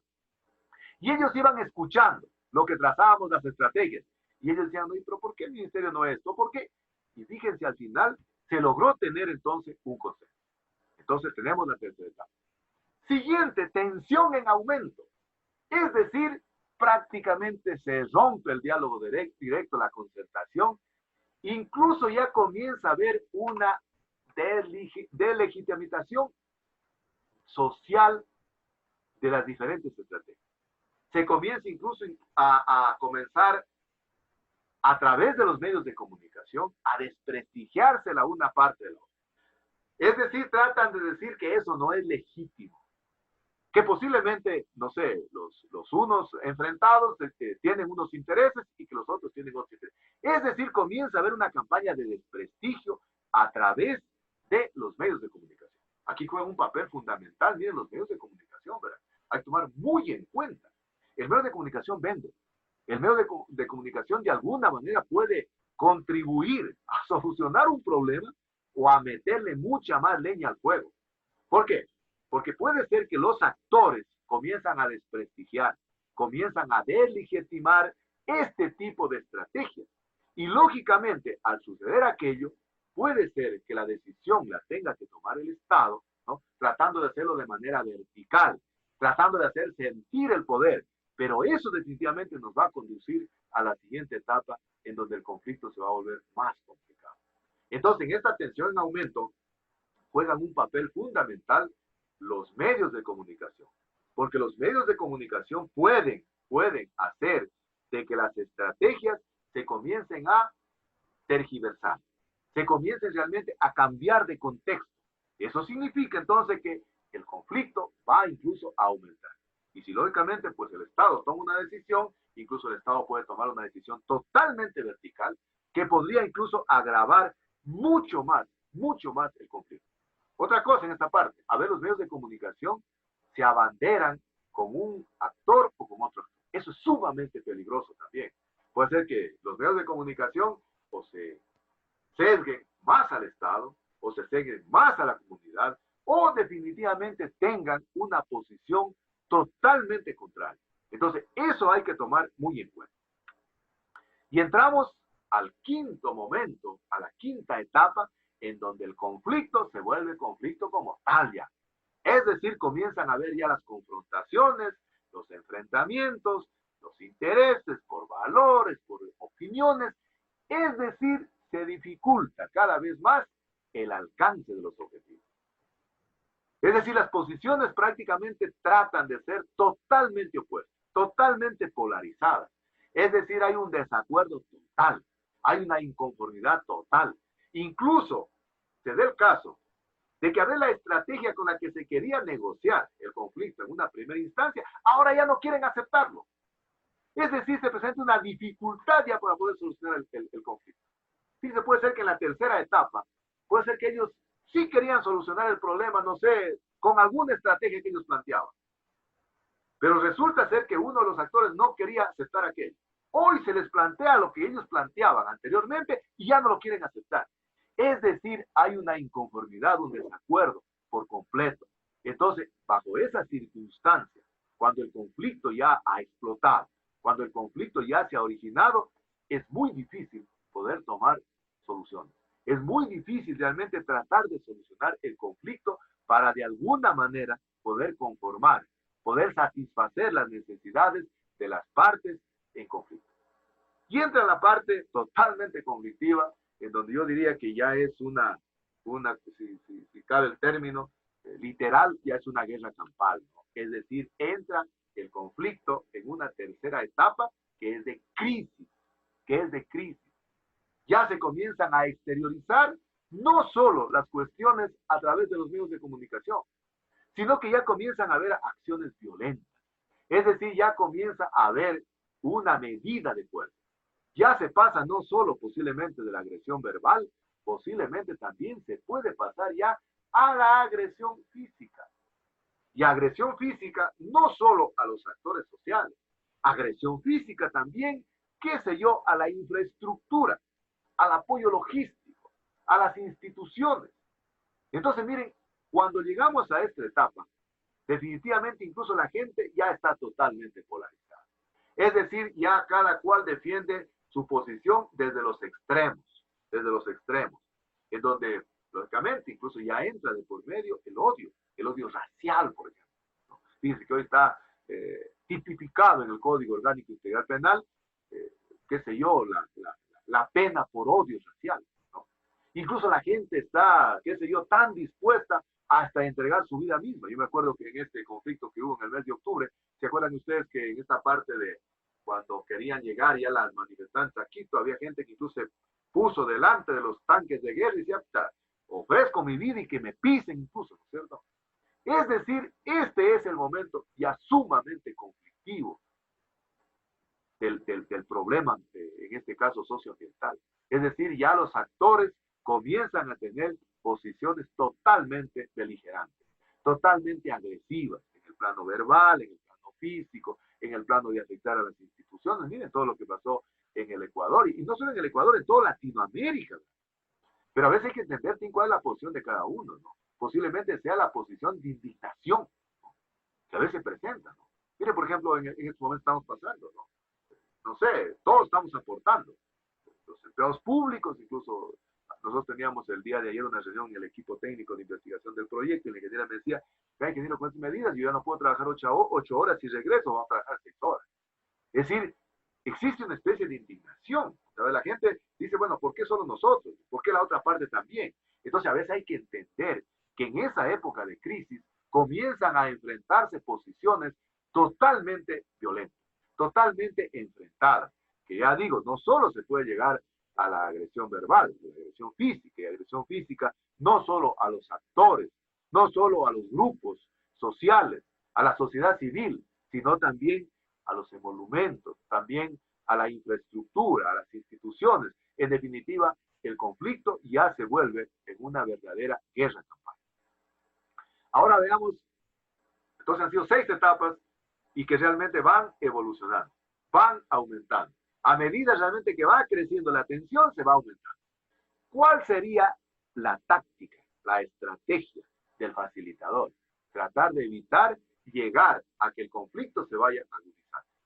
Es decir, ahí entra en juego la capacidad que debe tener el mediador, el facilitador, para poder hacer que el conflicto, apagarlo como un fuego antes de llegar a la crisis. Y les cuento, fíjense, en este caso, este facilitador que vino de la Argentina, fíjense que él prácticamente con su habilidad, pero técnica de manejar aquello, logró que el conflicto no se agudice más. Es decir, el conflicto llegó hasta que cada cual tenía sus intereses de por medio. Pero luego ya cuando, nosotros me acuerdo que discutíamos en Zamora, en una sala nosotros, en otra sala los colonos, en otra sala los compañeros Shuar. Entonces, ¿nosotros qué discutíamos? Lo que la ministra nos había dispuesto. Que la estrategia sea de que primero les planteemos de que el bosque siga siendo administrado por el ministerio. Entonces llegaba, me acuerdo, Juan llegaba y decía, hablaba argentino, che, dice, pero piensen, nos dice, mira, ¿qué saca el ministerio teniendo un bosque ahí cuando ustedes desde Loja o desde Quito no pueden controlar? ¿Ustedes no creen que tal vez de pronto podrían, no sé, permitirles que ellos administren, pero sin perder el ministerio la propiedad del área? Es decir, autorizarles solo el uso de los recursos. Déjanos consultar. Llama a la ministra, ¿qué le parece? Déjame consultarte en ella, que sea todo su grupo de asesores. Entonces, miren, es una etapa de tira y jala. O sea, no se puede solucionar de una sola. Por eso digo que en esto hay mucha ciencia, ¿verdad? Entra mucho la conciliación, el grado de facilitación que tiene la persona, el grado incluso de apropiación, el grado, darse cuenta incluso a veces en la misma casa, en la misma familia, ¿no? Que si no se presenta un problema en la familia y dice, llámalo a fulano de tal, a tu tío, a tu tía o a tu hermano, que ese tiene la capacidad de conciliar. Ese los pone en cintura. Lógicamente es algo innato, ¿verdad? Y ahí yo me puedo dar cuenta de que aquí hay ciencia. Y después este señor se iba en cambio a la mesa donde estaban los compañeros colonos y los compañeros Shuar y escuchaba. Y le decía, pero miren, pero ¿qué tal si el ministerio, por ejemplo, les permite que ustedes manejen los recursos? No les dé el título de propiedad como ustedes quieren. ¿Ustedes aceptarían? Y bueno, ellos escuchaban. Nosotros no teníamos la posibilidad de escuchar las 3 partes. El Vuelta nos venía con la versión a nosotros. Y esa versión iba y les contaba también a los colonos. Fíjense, fue un proceso de negociación en esta tercera vez. Tuvimos 4 días en Zamora, sin salir de ese hotel, manejando de esa manera. Hasta que finalmente, me acuerdo que nos unió ya a los tres actores. Me acuerdo que en una mesa muy grande nos sentamos. Y entonces él como facilitador comenzó con su ayudante a escribir a través de tarjeta. ¿Cómo hacer? A ver, decía, el Ministerio del Ambiente, ¿qué plantea? Y él ya nos había dado la solución, ¿no? Acuerdo ministerial para cederles el uso de los recursos, pero no la propiedad al recurso. En cambio, los compañeros colonos decían, muy bien, señora, a ustedes les va a tener la posibilidad de que usen el recurso para hacer un turismo ecológico. Y en cambio, los compañeros, ustedes van a administrar todo lo que tiene que ver con los templos sagrados, lagunas, cascadas, etcétera, etcétera. Y pueden tener la posibilidad también de hacer turismo ecológico desde el punto de vista de la gente. Y miren, al final, me acuerdo que al final decía el argentino, es como elegir el Papa, decía, salió humo blanco, ¿no? ¿Y cuál fue la resolución final? De que se haga un acuerdo ministerial mediante el cual se cedía, entonces, el bosque protector, las orquídeas, se cedía el uso, es decir, la capacidad de usufructuar los recursos, pero no la propiedad del recurso. Es decir, el recurso seguía siendo parte del patrimonio forestal del Estado, pero ellos tenían la posibilidad de aprovechar lo que existía ahí de acuerdo a lo que se estableció en el acuerdo ministerial. Entonces dijimos, ese acuerdo ministerial lo redactamos en la hoja a nuestra medida. Y dijeron los compañeros colonos, no señores, el acuerdo ministerial lo redactamos aquí. Y de aquí sale el acuerdo ministerial. Y ustedes lo único que hacen es, si cambiarle una coma, mandarlo a Quito para que la ministra lo analice y lo sancione como de acuerdo ministerial. Acuerdo ministerial. Y pusieron una condicional. Y queremos que el acuerdo ministerial, que ya venga dado por la ministra, recuerden que los ministros dan acuerdos ministeriales. Los decretos ejecutivos da el presidente. No se olviden de aquello. ¿Verdad? Y queremos la siguiente condición, de que el acuerdo ministerial venga a ser entregado en la comunidad de Chaime, para los que conocen las orquídeas subiendo por el río Nangarizo hacia arriba. Aquí queremos que la ministra venga y nos entregue el acuerdo ministerial, porque ya estamos en paz. Ya estamos en paz. Yo digo a la ministra, este es el acuerdo. Y me dice Víctor Hugo, no, negocia nuevamente que el que va a ir va a ser el subsecretario. Y bueno, porque él ya tiene que irse a un COP, no una cuestión de eso. Entonces tuvimos que hablar nuevamente, pero nos dijeron, ¿qué capacidad tiene el subsecretario de decidir? Digo, tiene todos los poderes. Aceptado. Y fíjense, los que tal vez conocen, no sé si tal vez alguien conoce Guaycimi, tal vez, ¿alguien conoce Guaycimi? ¿Están ahí? ¿Conocen Guaycimi? ¿Se me fue?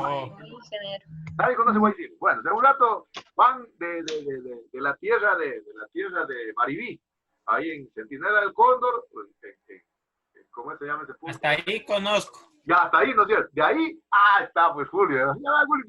Dígale a Maribí dónde queda Guaycimi. Él sí conoce esa parte. Entonces, hasta Zumbi. Zumbi se coge hacia arriba y se llega a Guaycimi, ¿no es cierto? Pero de Guaycimi hay que un poco ir, Guaycimi es cantón, ¿verdad? Y se llega a un punto que se llama Las Orquídeas, donde termina, se llama La Punta, ¿verdad? Y La Punta porque ahí llega el río Nangarizo, que es un verdadero, qué sé yo, océano, un río inmensamente grande, navegable, y hay que tomar lancha para subir en aguas en contra, hacia arriba de la comunidad de Chaime, donde está todo el centro de Chaime, donde están los Shuar. Y ahí teníamos que ir con el subsecretario. Entonces lo llamé al subsecretario y digo, no hay problema, yo voy. Ya están en paz, ya está en paz. Le dijimos al compañero facilitador que es argentino, digo, no hay problema, yo ya voy, pero en todo caso le dijimos, en todo caso, pidamos la colaboración del señor gobernador también que vaya y de la fuerza pública. Y nos acompañamos. Fuimos, me acuerdo, en 3 lanchas, hacia arriba, hacia Chaime. Y la primera impresión que a mí casi me da un infarto fue cuando llegamos a la comunidad. Imagínense, ¿cómo decir no me voy corriendo? No, todo había que ver por el río. Más o menos desde las Orquídeas hasta el centro de Chaime, hay casi 1 hora y media en lancha, ¿no? Llegamos arriba, y cuando nosotros nos estamos bajando la lancha y coger el caminito para entrar a la comunidad de Chaime, donde estaban los compañeros Shuar y colonos esperándonos, resulta ser que entramos y nos esperan los compañeros Shuar pintados la cara y con sus lanzas puestas unas al lado de otras. Cuando nosotros vimos aquello, el subsecretario dijo, oye, Víctor Hugo, nos han tendido una trampa. Aquí ¿cómo nos íbamos a regresar si las lanchas eran de ellos mismos? No podíamos regresar. Entonces vino el argentino y dijo, no, digo, señores, saben que es un ritual que le están haciendo como homenaje al subsecretario. Y es calle de honor. Y le hicieron calle de honor al subsecretario, y el subsecretario pasó por ahí y fue llevando el acuerdo ministerial. Y miren, de esa manera se solucionó el conflicto. Y ahí yo aprendí, estimadísimas señoritas, señores estudiantes, que esto de la resolución de conflictos socioambientales es toda ciencia, ¿verdad? No esto es como nos había dicho este profesor en aquella oportunidad de la plenaria de la socialización del currículo, que era para que mis forestales vayan a solucionar problemas de la vida, de la cotidianidad doméstica. No era así. Había toda una ciencia. Oiga, tanto los compañeros Shuar como los colonos quedaron tan contentos que incluso me acuerdo que le presentaron al subsecretario una lanza de ellos. O sea, fue una ceremonia extraordinaria. O sea, todo fue magníficamente bien preparado, tanto por los Shuar como los colonos, y el subsecretario en su intervención les hizo llegar una copia del acuerdo firmado por la ministra y tanto a los compañeros Shuar, a los compañeros colonos y a nosotros como Ministerio del Ambiente Regional de Loja, Zamora Chinchipe, como en ese tiempo se llamaba, ¿no? Y luego, lógicamente, hubo una cuestión social y todo. Yo tengo algunas fotos que voy a buscar en un rato a ver si las puedo encontrar de realmente lo que se dio en aquella oportunidad. Es decir, lo que debe hacer el técnico, el ingeniero, la ingeniera forestal, es tratar de evitar llegar a esta sexta etapa, a este sexto momento, que es llegar a la crisis. Y la crisis prácticamente, lógicamente, ya trae connotaciones de carácter legal, de las demandas que hay ahora, qué sé yo, desde la fiscalía, etcétera, etcétera. Es decir, nosotros como futuros ingenieros e ingenieras forestales deberíamos tener la habilidad necesaria para negociar y evitar llegar a este. Pero ¿cuáles son los ambientes, los escenarios donde actualmente se presentan estos conflictos socioambientales? Lógicamente, los intereses encontrados de los grupos hegemónicos, que plantean, por ejemplo, monocultivos. Miren, ¿se acuerdan ustedes, anteriorcito a esto, los incendios forestales que hubieron en Brasil?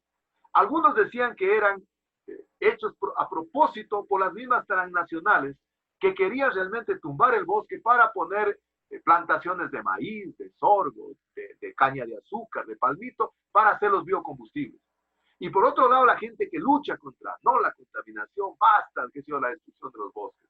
Es decir, siempre en un conflicto socioambiental debe haber la congruencia del daño, del deterioro, del recurso acompañado del conflicto o del interés social. Si no, no es un conflicto socioambiental, ¿verdad?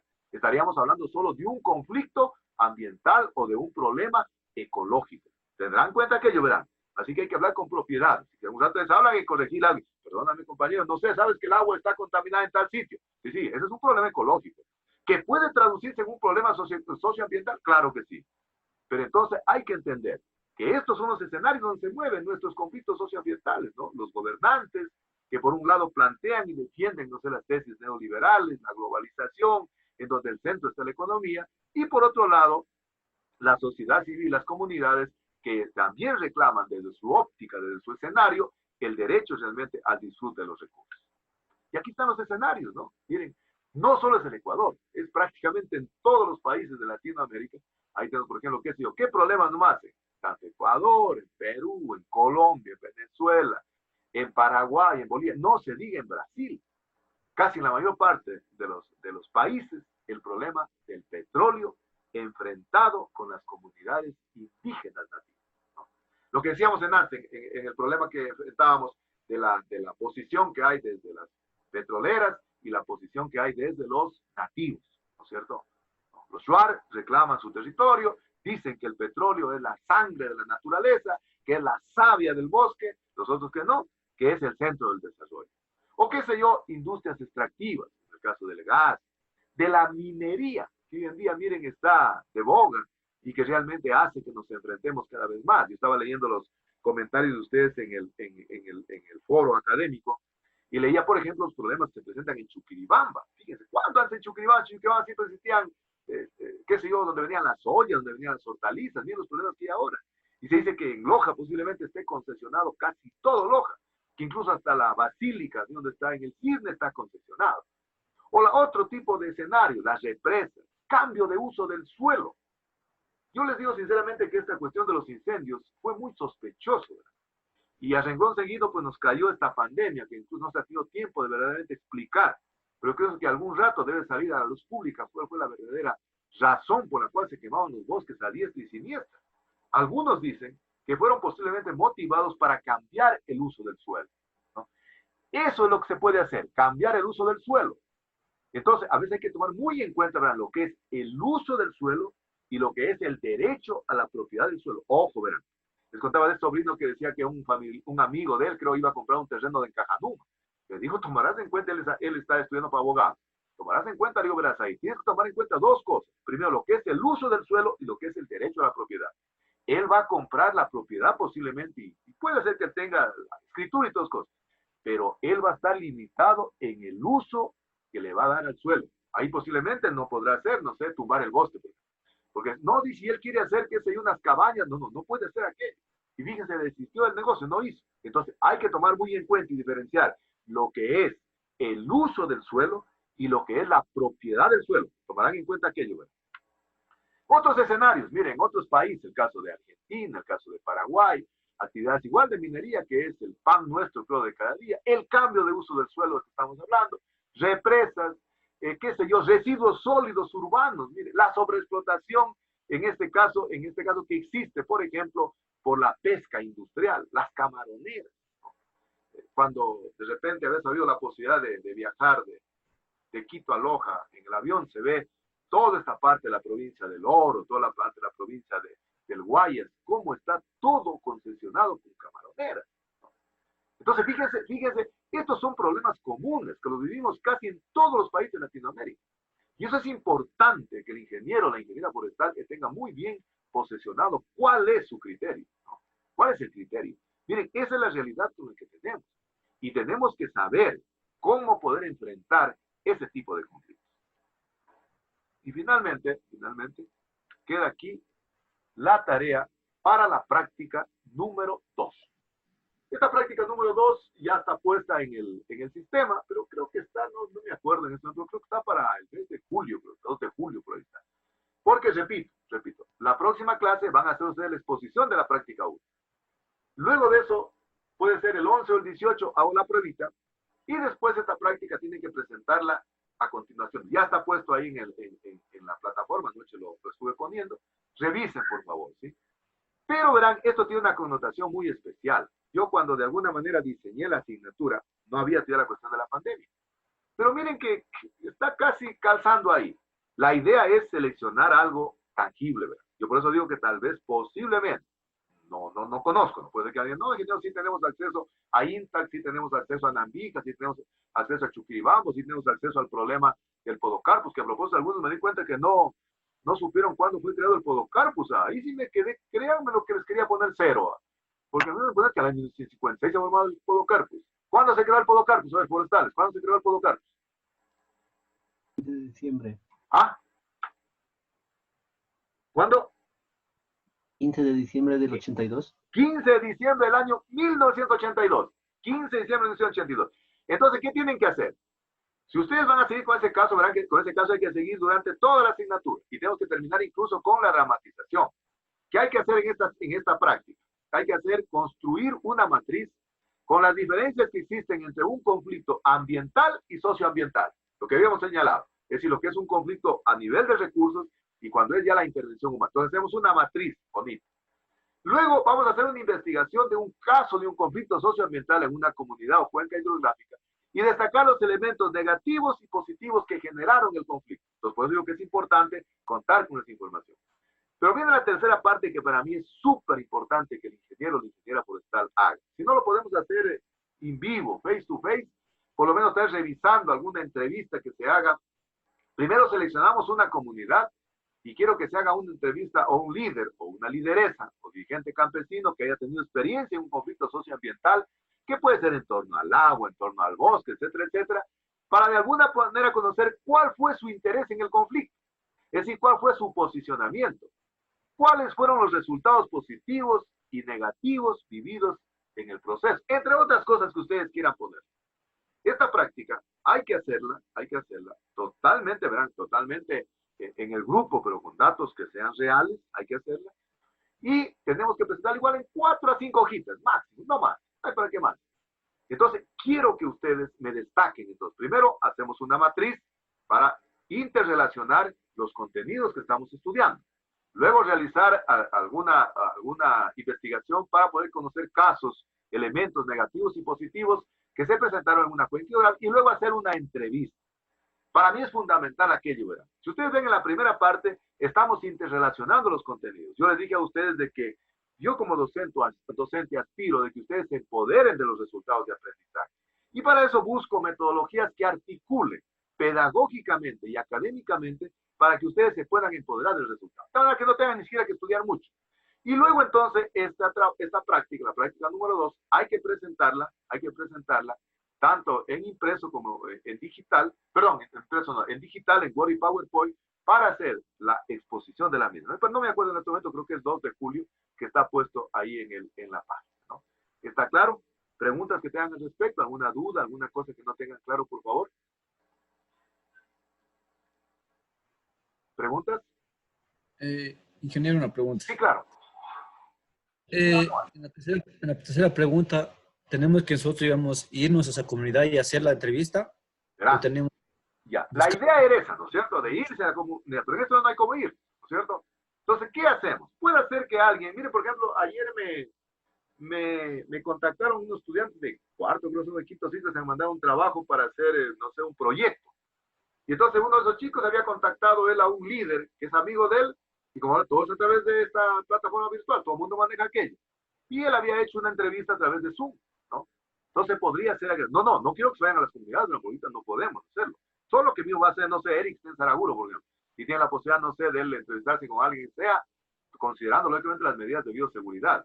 Pero lo podemos hacer, entonces, a través de un contacto, a través de una referencia. La idea era de que ustedes se vayan a una comunidad. Esa era la idea. Pero en este momento podríamos ser, ya digo, entonces estos chicos me decían que están haciendo, creo que una era de, me acuerdo, de Bosque Corazón de Oro, alguna cuestión me dijo alguien, y que había ubicado a alguien ahí y había hecho a través vía Zoom. Y me pidió que le ayude un poco a sacar ya la información que han podido levantar. Entonces, de esa manera hay que hacer. O en el supuesto que no encontraran, habría que buscar una entrevista. Miren, hay mucha información, por ejemplo, en las páginas que generó el DFC, Desarrollo Forestal Comunitario. Incluso ahí verán lo que se llamaban la sistematización de experiencias, donde hay entrevistas a líderes, todas cuestiones. Y toda esa información hoy día está en el Internet. Ayer tuve que ayudarle a esta chica a buscar información y conseguimos una cantidad de información que hay sobre entrevistas a líderes, lideresas que han intervenido en este tipo de procesos. Lo que sí tienen que indicarme a quién hicieron entrevista, cómo lo hicieron, y de tal manera que el trabajito debe estar entre 4 a 5 hojas todo el grupo, y luego cada uno eleva a la plataforma, entonces un ficherito o un archivo en Word y PowerPoint, y hacemos la exposición cuando está establecido en la plataforma, ¿no? No se olviden aquello, verán, de hacerlo, cada uno. Por favor, me ponen el nombre del grupo 1, 2, 3, 4, 5, ¿sí? Y más abajito, en cambio, les puse el foro para que puedan participar. Y ahí sí vamos a poner entonces para que no haya problemas, lo que me dijo Juliana, solo que intervengan una sola vez, ¿ya? Para que no haya problema en eso y no tengan dificultades en asunto. ¿Está de acuerdo, Juliana, hacerlo así? Juliana. Ingeniero, ¿Ah? lo que pasa que tengo problemas y lo escucho entrecortado, entonces no puedo entenderle bonito lo que dice. Ya. Porque lo escucho entrecortado y por ratos no lo escucho. Ya. Los demás, sí, disculpe. No, tranquilo. Lo que decía Juliana es de que, le decía de que para la participación de la práctica 2 voy a poner un foro, pero solo para que ustedes hagan una poco de lecciones aprendidas, que es de la entrevista, lo que puse así, algo así, ¿ya? Así vamos a trabajar. No sé, de ahí tal vez me copió. No, ingeniero, no le logro entender. Igual ya le pedí a mi compañera que me comunique lo que está. Ya. Los demás compañeros, ¿alguna pregunta al respecto? ¿Quedó claro, Eric? Sí, ingeniero, muchas gracias. ¿Alguna otra pregunta tal vez respecto a la clase o respecto a la práctica? ¿Preguntas, por favor? ¿Preguntas? ¿Ya se me fueron? Disculpe, ingeniero. Sí. La estructura del trabajo sería con un informe técnico, más o menos. Exacto, un informe técnico, es una pequeña introduccióncita y luego ya viene el desarrollo del trabajo, la metodología que mencionamos para la entrevista, ¿no es cierto? Y básicamente, completar estos 3 elementos fundamentales, que debe ser la matriz, debe haber una investigación de un caso, de un conflicto socioambiental, y luego terminamos con una entrevista en donde seleccionemos, por ejemplo, cuál fue el interés del líder. Puede ser que el interés del líder haya estado lo que decíamos antes, él tenía sus intereses particulares, ¿no? Nosotros, por ejemplo, les cuento que en el conflicto que tuvimos en Chaime, nosotros nos enteramos que el líder, que hacía de líder, él tenía sus intereses totalmente clarificados en la parte económica, había sido prácticamente un negociador de madera, que la bajaba por el río Nangaritza, y lógicamente la comercializaba más abajo. Entonces, todo ese tipo de cosas, y lo que ya ustedes deben sacarle a él para poder redactar la información. Y eso hay que exponerlo en la siguiente clase. En la clase que está de acuerdo a la fecha, no es para la siguiente clase, entonces es tiempo suficiente, ¿verdad? Por eso doy el tiempo suficiente. Y la otra cosa, todas estas prácticas deben ir articuladas para desembocar finalmente en la dramatización. Entonces, por eso hay que irlo haciendo pensando en que tenemos que llegar allá a la dramatización de hacer por lo menos un pequeño simulacro de lo que puede ser la mediación o la facilitación de un conflicto socioambiental. ¿Está claro? ¿Alguna pregunta tal vez al respecto? ¿Preguntas? Chicos, ¿preguntas? No, ingeniero. ¿Está claro todos? Ingeniero. Sí, José, señor presidente, ¿estamos claros? No. José, sí, ¿está sí, claro? ingeniero. ¿Alguna pregunta tal vez? De mi parte, no, ingeniero. Bien. Entonces ahí vamos a cortar la clase. Les agradezco entonces a ustedes por la atención. Espero realmente que entonces puedan hacer de la mejor manera la práctica para poderlo hacer. Y no se olviden que en la próxima clase, en cambio, hay que hacer la presentación y la exposición de la práctica número 1 en PowerPoint. Así que muchísimas gracias y si Dios quiere, nos estamos viendo en la siguiente clase. Que tengan una excelente resto de semana y un buen fin de semana. Cuídense mucho. Muchas gracias, ingeniero. Ingeniero, Igualmente. Ingeniero, hasta luego.